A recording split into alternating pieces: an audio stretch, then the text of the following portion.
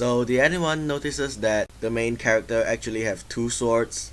The one he was holding while having another strap on his belt. Well, when we first get the sword, I think that's the one on his back, while the one he's holding in the picture right here is probably, well, a new sword, or maybe like just like a Ragnarok or something. Like the sword chooses the owner, which is the main character. So I don't know whether that is, well, an overlooked by the developers or will appear in future builds. I was hoping to get some explanation out of this. So let's start. Hello, good evening, and welcome to Javelin Studios. I am Javelin, and continue with Crystalline. And in the last we left off, we arrived at Illumia.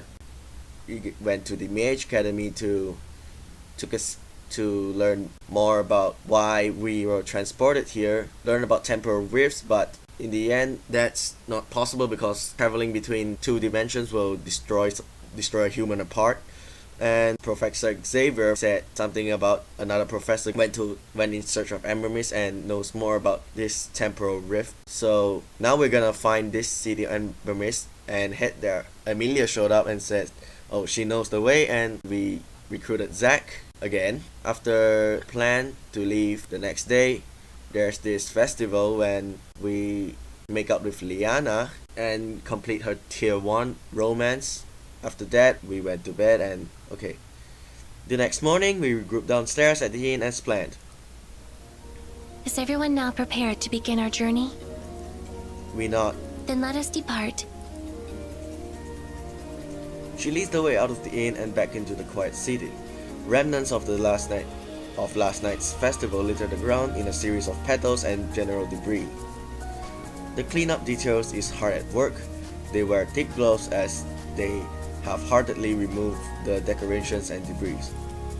I wonder how long they've been working on this. The festivities continue even after I threw in my hat and went to bed. Leanna and I share a glance, and she smiles. We follow Amelia through the twists and turns of the city. Where exactly are we going now? To the Crystal Rail Station. Crystal Rail? Sounds like it might be a train. Leanna speaks up before I even ask. Where are we taking the Crystal Rail to? Bazada. She looks up in surprise. Embermyst is in Bazada? They say you can find anything there. She shoots Zack a look which he returns with his usual stony gaze. What's so surprising about Bazada? It's just closer than I expected. No, Embermyst is not within Bazada, but Bazada is the closest station to the location of Embermyst. Leanna still seems skeptical but doesn't push it. I guess we'll find out whether or not Amelia is right. We continue the rest of the way in silence. After a few minutes, we arrive at the station. The setup is a simpler version of our train stations back home. The ticket booth is right across from the entrance.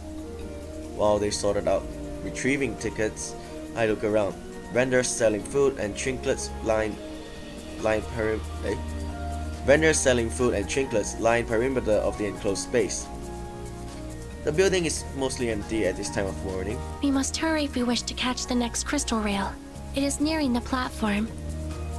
Once we get our tickets, we rush down a back hallway which opens up to the platform.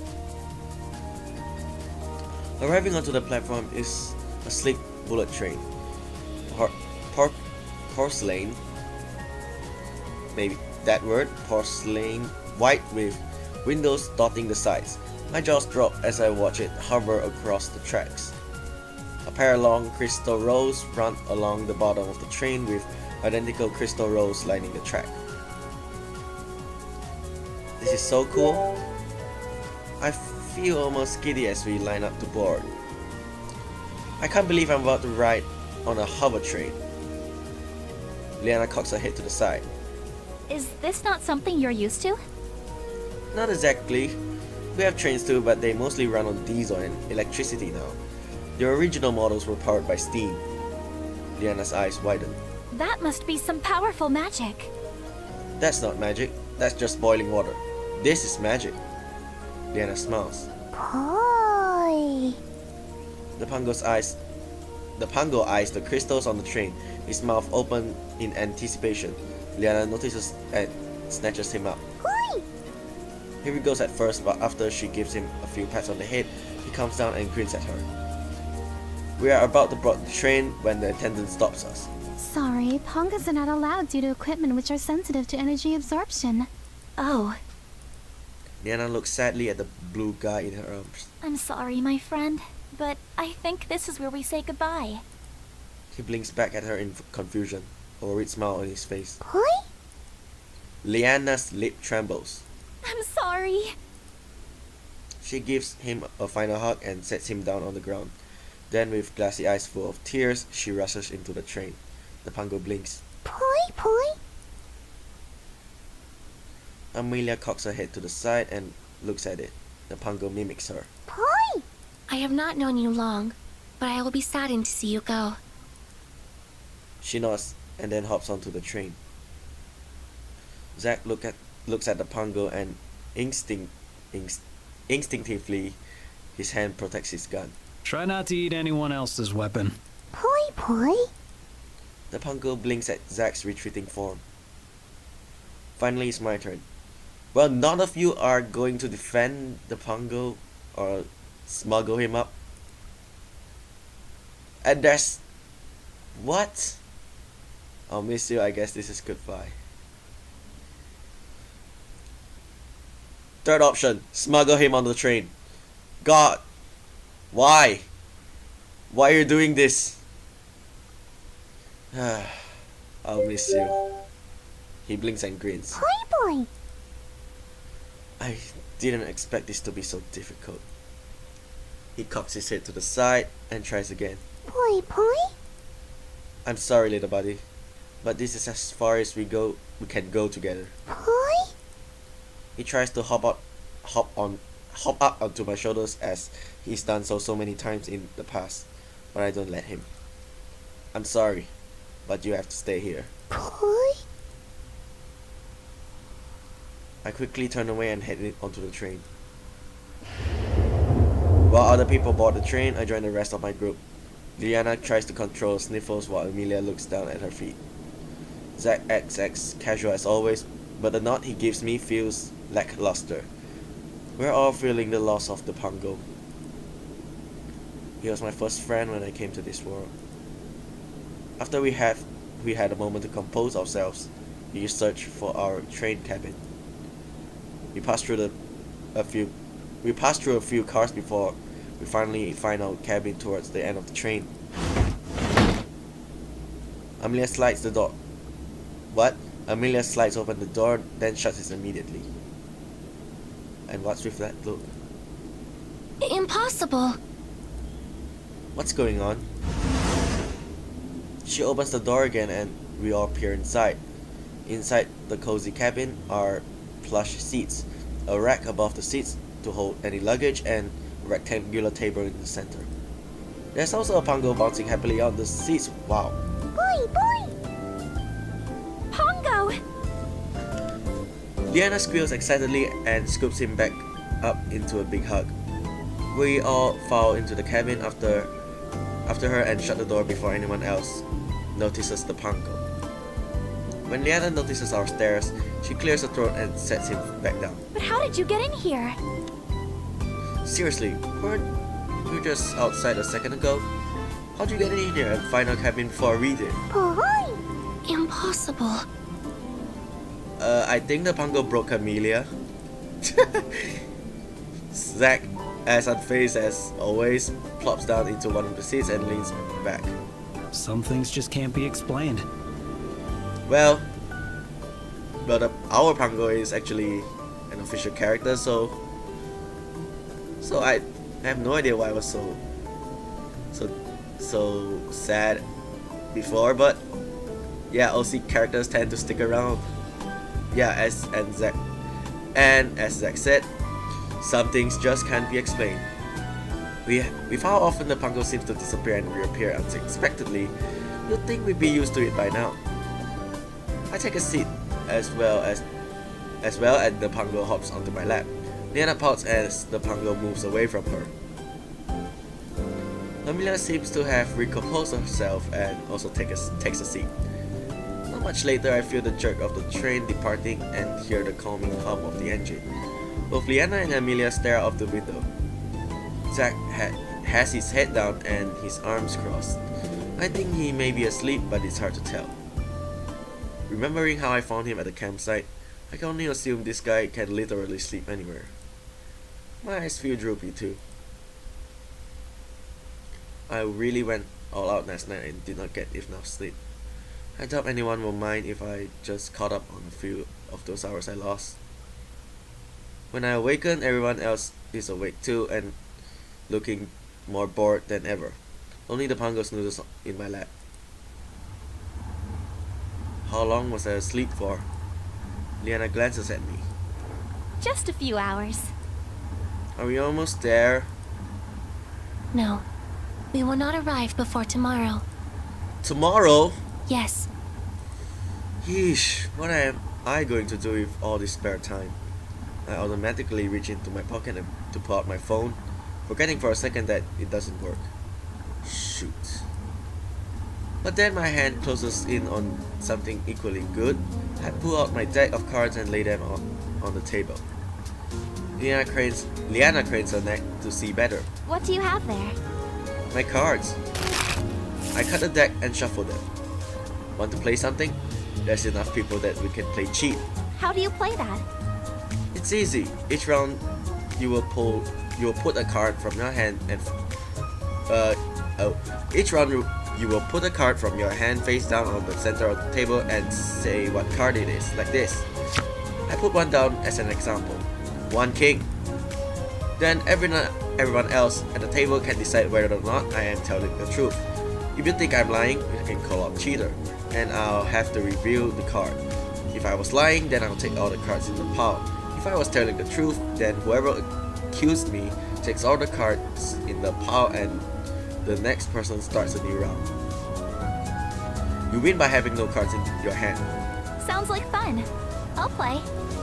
Amelia looks thoughtful. Although I have not partaken in this game before, this sounds like it would be a stimulating challenge. I glance at Zack. You in? He shakes his head.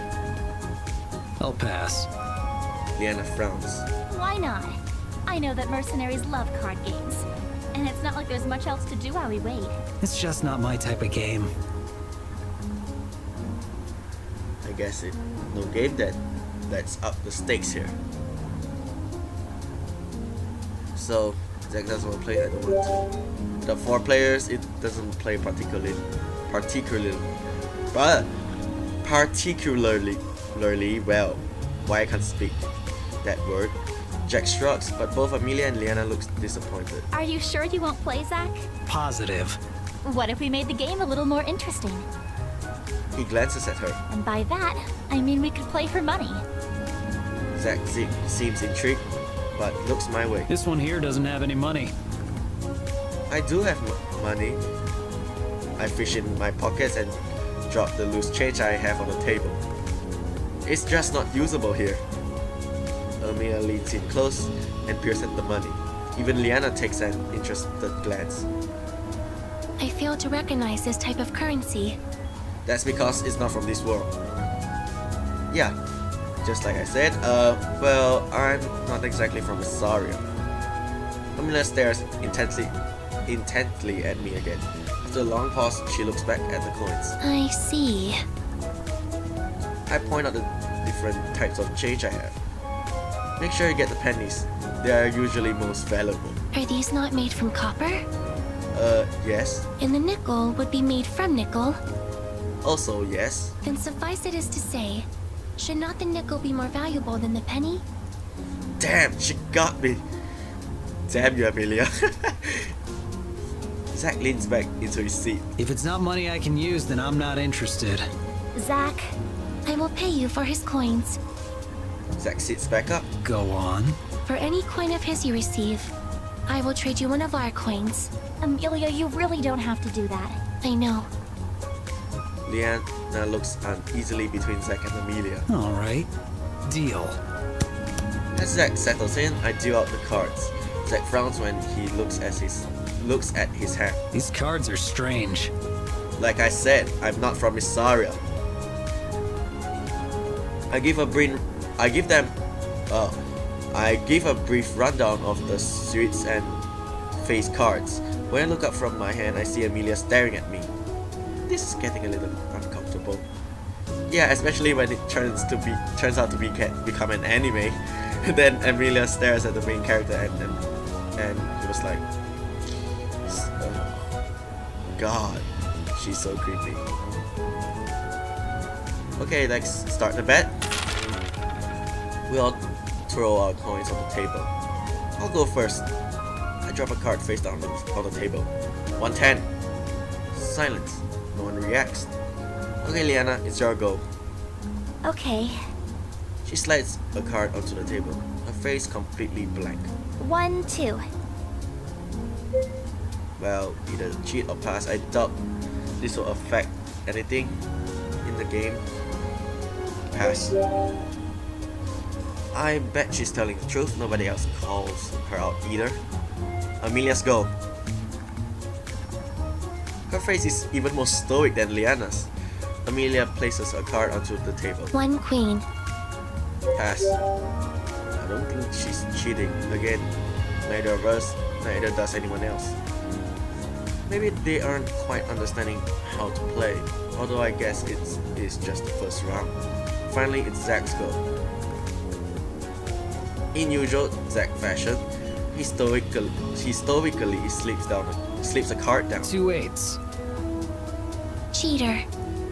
Whoa, she was fast. Without breaking from his poker face, he flips over the card to reveal different cards than 8s. Silently, he collects the pile. We count how many cards each person has in their hands, and whoever has the lowest number so far collects the first round of bets. Then we throw in our next round of bets. Okay, me again. Stay with truth. Better stick with truth. Well, poker face, show or tell. Let's try show and tell first. Hey, maybe I should mess with them a little. I purposely let it slip on my face that I might be lying. 2 trees. Leanna calls me out. Cheater! I flip over my card to reveal two trees. You tricked me. I grin as she grabs the cards. Leanna looks slightly worried at her hand, then smooths her face. 2 aces. I guess I'm gonna pass. I bet she was faking her worry and is telling the truth. Better not risk it. Cheater. Leanna grins as she flips over 2 aces. Zack wordlessly collects the cards. Good thing I stayed silent. This game is getting interesting. Amelia puts down the cards. 2 7s. Pass. Her poker face is just too good. I can't tell if she's cheating or not, so I'm going to stay silent. Nobody else calls her out. Without delay, Zack lays down his cards. 2 5s. Before anyone else has a chance to react, Amelia calls out. Cheater. Zack grumbles under his breath as he collects the pile. Amelia looks smug at Zack's disgruntledness. Probably, okay, maybe that word. The bet for this round goes to the winner, and we start a new pot. Back to me again. Stick to the truth, going to stick with what I do best. This time, next to a poker face. Draining all emotion from my face, I place a card on the table. 1 king. Nobody calls me out. Leanna lays down the card looking confident. 1 king. Pass. That's the same card I put down last round. I bet she also has one. This feels like her baiting up for someone to call out. Nobody calls out. They must think the same thing I do. Amelia wears the same stony face and slips down the card. 1 Jack. As usual, pass. Again, I can't get a read on her, so I fall back on keeping quiet. Zack plays his card. 1-6. Again, Amelia is faster than anyone else. Of course Cheater. you are. Zack growls in frustration. How do you know every single time?